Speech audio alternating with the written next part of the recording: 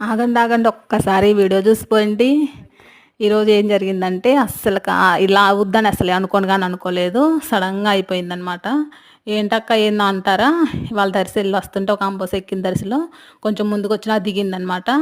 ఆ బస్సు ఆగకుండానే దిగేసింది. ఆమెకైతే బాగా దెబ్బలు అయితే తగిలినాయి. అందులో డ్రైవర్ తప్పు అయితే లేదు. నేను ఆపుతున్నమ్మా ఆగ దిగుతూ స్లో చేస్తున్నాడు చేయటంలోనే ఆమె స్లో చేసే తగ్గ ఆగకుండా దిగేసింది అనమాట.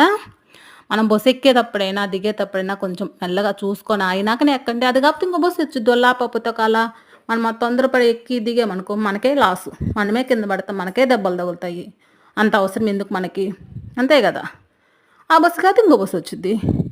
ఫ్రీ బస్సులు పెట్టినాక ఆడవాళ్ళు అబ్బబ్బబ్బా పట్టుకోలేకపోతున్నాం ఆడవాళ్ళని. అంత ఎక్కడ పట్టిన ఆడవాళ్ళే, మగవాళ్ళనే ఉన్నట్లు అదే న్యూస్. బస్సు ఎక్కితే అదే మాట్లాడుకుంటున్నారు అందరూ.